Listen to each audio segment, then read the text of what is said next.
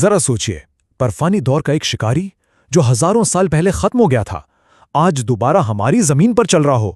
نہیں، یہ کوئی سائنس فکشن فلم کا سین نہیں ہے، یہ ایک حقیقی کمپنی کا دعویٰ ہے کہ انہوں نے یہ ناممکن کام کر دکھایا ہے۔ تو آج ہم اسی ڈائر وولف کی ناقابل یقین کہانی کی تہہ تک جائیں گے اور دیکھیں گے کہ کیا یہ واقعی ایک سائنسی انقلاب ہے یا پھر ایک بہت بڑا فریب۔ جی ہاں، آپ نے صحیح سنا۔ کولوسل بائیو سائنسز نامی ایک کمپنی کا دعویٰ ہے کہ انہوں نے ڈائر وولف کو واپس زندہ کر لیا ہے، وہی جانور جو 13,000 سال پہلے اس سیارے سے غائب ہو گیا تھا۔ یہاں بات کسی پرانے ڈھانچے کی نہیں، بلکہ جیتے جاگتے سانس لیتے بچوں کی ہو رہی ہے۔ اگر یہ دعویٰ سچ ہے تو یہ بائیولوجی کی تاریخ کو ہمیشہ کے لیے بدل سکتا ہے۔ اور یہ کہانی اور بھی دلچسپ ہو جاتی ہے جب ان بچوں کے نام سامنے آتے ہیں۔ یہ نام سیدھے گیم آف تھرون سے لیے گئے ہیں، وہی سیریز جس نے ڈائر وولف کو آج کی دنیا میں مشہور کیا۔ ویسے یہ پورا پروجیکٹ اتنی زیادہ رازداری میں کیا گیا کہ اس کے بارے میں کیا سرائیاں اور تجسس اور بھی بڑھ گیا ہے۔ تو اب سوال یہ پیدا ہوتا ہے کہ آخر سچ کیا ہے؟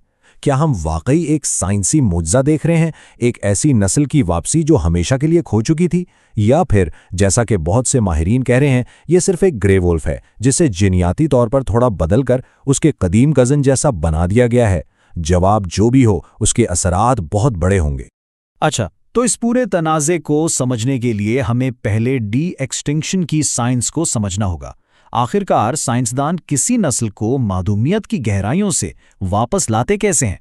تو بنیادی طور پر سائنسدانوں کے پاس 3 راستے ہیں۔ پہلا ہے بیک بریڈنگ، جو ایسا ہے جیسے آپ موجودہ جانوروں کی نسلوں میں سے چن چن کر افزائش کریں تاکہ پرانی خصوصیت واپس آ جائیں۔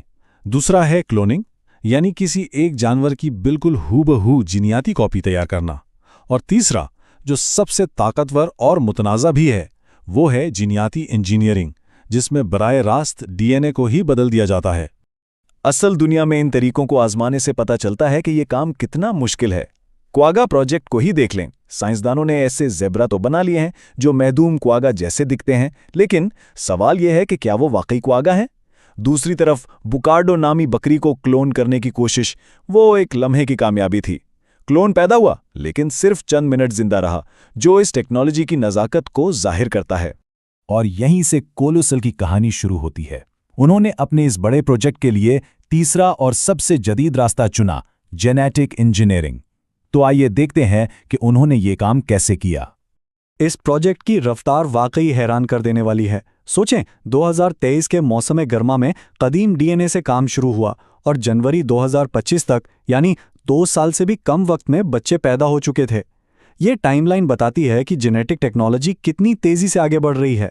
تو ان کا طریقہ کار ایک بہت ہی باریک سرجری جیسا تھا۔ انہوں نے قدیم ڈائر وولف اور آج کے گرے وولف کے ڈی این اے کا موازنہ کیا اور پتہ چلا کہ وہ 99.5% ایک جیسے ہیں۔ پھر انہوں نے صرف 14 ایسے جینز کو ٹارگٹ کیا جو سائز اور کھوپڑی کی شکل جیسی اہم خصوصیات کو کنٹرول کرتے ہیں۔ اس کے بعد کرسپر نامی ایک ٹیکنالوجی کا استعمال کرتے ہوئے انہوں نے ان جینز میں بیس چھوٹی چھوٹی تبدیلیاں کر دیں۔ مطلب بنیادی طور پر انہوں نے گرے وولف کی ڈی این اے کو لے کر اسے تھوڑا سا ایڈٹ کر دیا تاکہ وہ ڈائر وولف جیسا دکھنے لگے۔ تو یہاں آ کر سب سے بڑا اور اہم سوال پیدا ہوتا ہے، کیا ایک گرے وولف کے صرف 14 جینز بدل دینے سے وہ واقعی ایک ڈائر وولف بن جاتا ہے؟ اس بات کو سمجھنے کے لیے ذرا انسانوں اور چمپینزیوں کے بارے میں سوچیں۔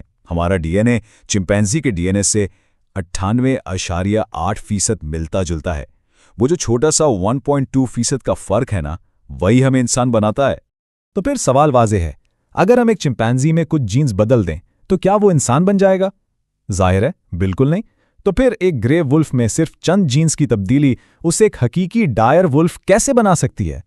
اور یہی سائنسی برادری کا سب سے بڑا اعتراض ہے۔ وہ کہتے ہیں کہ یہ کوئی دوبارہ زندہ کیا گیا ڈائر وولف نہیں ہے، یہ ایک گرے وولف ہے جس کے جینوم میں اتنی معمولی تبدیلی کی گئی ہے کہ وہ اس کے کل جینوم کا 0.0001% بھی نہیں بنتا۔ جب ہم ان دونوں کا آمنے سامنے موازنہ کرتے ہیں تو فرق بالکل صاف ہو جاتا ہے۔ سائنسی طور پر یہ اب بھی ایک گرے وولف ہے، نہ کہ معدوم نسل کینس ڈائرس۔ اس کا رویہ قید میں پرورش پانے سے بنا ہے، نہ کہ برفانی دور میں شکار کرنے سے۔ اور سب سے اہم بات، اس کا ماحولیاتی کردار بالکل صفر ہے، کیونکہ اسے ایک محفوظ جگہ پر رکھا جائے گا۔ اور یہ بات ہمیں جینیات سے آگے ایک بہت گہری بحث کی طرف لے جاتی ہے کہ آخر ہم یہ سب کر ہی کیوں رہے ہیں۔ اس کے حقیقی اخلاقی اور ماحولیاتی نتائج کیا ہیں؟ دیکھیں، ڈی ایکسٹنکشن کا اصل مقصد صرف کسی جانور کو ایک نمائش کے لیے واپس لانا نہیں ہوتا۔ اصل مقصد یہ ہوتا ہے کہ اسے ماحولیاتی نظام میں دوبارہ شامل کیا جائے تاکہ وہ اپنا وہ کردار ادا کر سکے جو اس کے محدوم ہونے سے خالی ہو گیا تھا۔ اور یہیں پر ڈائر وولف کا یہ پروجیکٹ ایک کڑوی حقیقت سے ٹکراتا ہے۔ جن بڑے جانوروں کا وہ شکار کرتا تھا وہ خود بھی اب محدوم ہو چکے ہیں۔ اگر ان بھیڑیوں کو جنگل میں چھوڑا بھی جائے تو وہ موجودہ گرے وولف کی آبادی کے لیے ایک نیا مسئلہ بن سکتے ہیں، لیکن سچ تو یہ ہے کہ انہیں جنگل میں چھوڑنے کا کوئی منصوبہ ہے ہی نہیں۔ یہ جانور ایک محفوظ پناہ گاہ میں اپنی زندگی گزارنے کے لیے بنائے گئے ہیں، کسی بھی قدرتی ماحول سے بالکل الگ تھلگ۔ اور یہ ساری بحث ایک بہت ہی تکلیف دہ حقیقت کے سامنے ہو رہی ہے۔ اس وقت جب ہم ایک نسل کو واپس لانے کی بات کر رہے ہیں، 10 لاکھ سے زیادہ نسلیں ہماری آنکھوں کے سامنے معدوم ہونے کے خطرے سے دوچار ہیں۔ اور یہ عدد تو دل دہلا دینے والا ہے۔ اس پوری دنیا میں صرف 2 شمالی سفید گینڈے باقی رہ گئے ہیں، صرف 2۔ ایک بہت پرانی کہاوت ہے کہ پرہیز علاج سے بہتر ہے، اور یہ کہاوت ہمیں اس بات پر سوچنے پر مجبور کرتی ہے کہ ہم اپنے وسائل اور اپنی سائنسی کوششیں کہاں لگا رہے ہیں۔ تو آخر میں یہ ہمیں اپنی ترجیحات کے بارے میں ایک بنیادی سوال پر لا کھڑا کرتا ہے۔ ہمارے پاس وسائل محدود ہیں اور یہ سیارہ ایک بحران سے گزر رہا ہے۔ ایسے میں ہمیں اپنے اربوں روپے اور بہترین دماغ کہاں لگانے چاہیے؟ ماضی کے سائے زندہ کرنے میں یا اس زندگی کو بچانے میں جو ہماری آنکھوں کے سامنے ختم ہو رہی ہے؟ یہ وہ سوال ہے جس کا جواب ہماری زمین پر زندگی کا مستقبل